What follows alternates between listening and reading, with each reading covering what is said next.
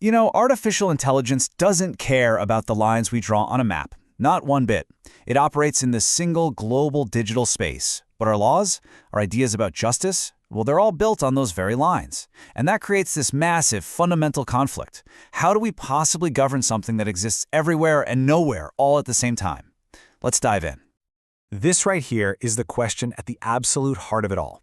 Just imagine an AI developed in one country manages a power grid in another and causes a blackout. Or a financial AI makes some tiny error that leads to huge losses for investors halfway across the world. Who gets the blame? Whose police are going to investigate? Whose courts get to decide? This isn't some sci-fi problem for the future. This is happening right now. So, on one side, you've got the lightning-fast, border-hopping logic of AI. And on the other, you have these legal systems that we've built over centuries, all based on physical geography and territory. You can see the problem, right? There's this massive crack forming right between them. And that's the gap we've got to figure out how to bridge. Okay, so first up, let's really get a handle on the scale of this whole cross-border reality. We're not just talking about a few big international incidents here. The problem is baked right into the very nature of how AI actually works. Yeah, this isn't just about big, dramatic events. This problem is constant, and it's happening at a microscopic level. I mean, think about it. An AI model trained on data from Europe, hosted on servers in the US, and then used by someone in Japan. That's a completely normal, everyday scenario now. And every single step in that chain crosses a border, potentially stepping into a brand new legal world with totally different rules. So, if that's the problem, how in the world do we even start to build a rulebook for this borderless technology?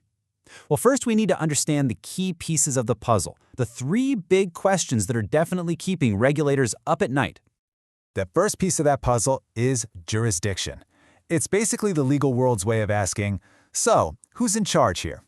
If an AI causes some kind of harm, do the laws of the developer's country apply? What about the country where the servers are, or the country where the victim lives?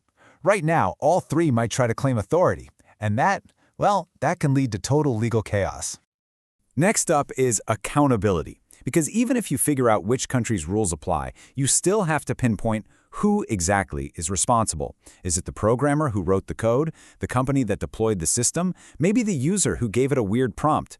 When all these people are scattered across the globe, just tracing that chain of responsibility becomes this massive international detective job. And that brings us to the ultimate goal, harmonization. This is the really painstaking work of getting countries to line up their different rulebooks. And the goal isn't to make every single law identical. That's probably impossible. It's to make them compatible so they can actually work together to provide some clarity, instead of just creating more conflict and confusion for everybody. And believe me, these abstract ideas create some very, very real problems. Let's take data privacy. The EU's GDPR is so strict that companies all over the world just adopt it as their default standard so they can operate in Europe. It's a phenomenon they call the Brussels effect. But that creates a ton of friction with countries that have different views on privacy. Or what about legal oversight? How can a court in, say, Brazil force an AI company in South Korea to hand over evidence? It's a mess. And for businesses, it's a total compliance nightmare, trying to navigate dozens of conflicting rulebooks all at once. Okay, so that's the mess we're in. The challenges are huge, no doubt about it. But a global effort is already underway to try and solve them. So let's look at the actual tools that are being used to build this new global rulebook. There are basically two main paths people are taking to create these international rules. On one side, you've got hard law. Think formal, legally binding treaties. These things have real teeth, they're enforceable, but man, they can take decades to negotiate. Then you've got soft law, stuff like technical standards or ethical guidelines. They're much faster and way more flexible, which is great for a field like AI that moves so quickly. The catch? They often rely on companies and countries just choosing to follow them. But what's really fascinating is how these two paths often end up merging over time. It's this whole process of evolution. It usually starts with experts and communities just agreeing on these broad ethical ideas, principles like fairness and transparency. Then standards bodies come in and turn those ideas into concrete, testable benchmarks. And finally, the most critical of those standards can actually get baked into formal, legally binding treaties. Just like that, soft law becomes hard law. So who's actually at the table doing all this work?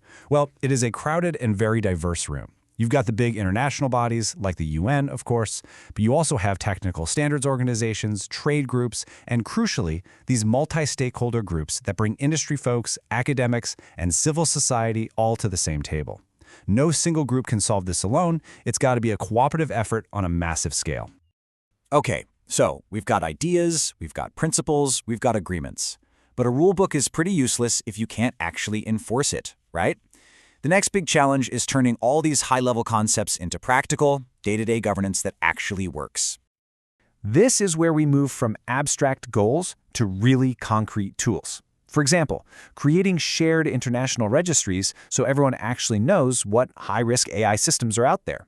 It means setting up minimum safeguards like mandatory risk assessments for all developers. And, this is critical, it means building protocols so that investigators in one country can get help from their counterparts in another. One of the most innovative tools for this is something called a regulatory zone, or a sandbox.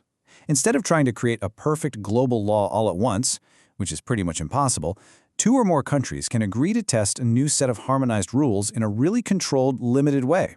For instance, maybe the US and Canada could test a new rule for self-driving trucks, but only on a single specific highway that crosses their border. And that's the perfect way to think about it. These zones are basically labs for policy. They let regulators experiment, learn what works and what doesn't, and build up confidence and real evidence before they try to roll out a rule for the entire world. It's how you build a global system, one careful piece at a time. Now, I know this all sounds incredibly complex, and, well, it is. So it's fair to ask, why on earth are we going to all this trouble? What's the ultimate endgame for this massive global project? It all boils down to one simple, powerful idea: stability. All of this work, the treaties, the standards, the sandboxes, it's all about creating a stable and predictable environment where AI can develop and operate safely for everyone involved. And when you have that stability, everything else starts to fall into place. For innovators, it means predictable markets.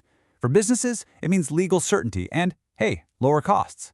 And for all of us, it means we get consistent protections no matter where an AI was actually made. Ultimately, it lines up everyone's incentives so we're all pushing towards building AI that is safe and beneficial. And this brings us to the final and most crucial point. This task of writing a global rulebook for AI, it's not a one-time project. The technology is constantly changing, evolving at a dizzying pace. The rules we are so painstakingly building for the AI of today will almost certainly need to be revised or even thrown out for the AI of tomorrow. So the real challenge then isn't just writing the first draft of the rules. It's creating a system that can learn, adapt, and rewrite them forever.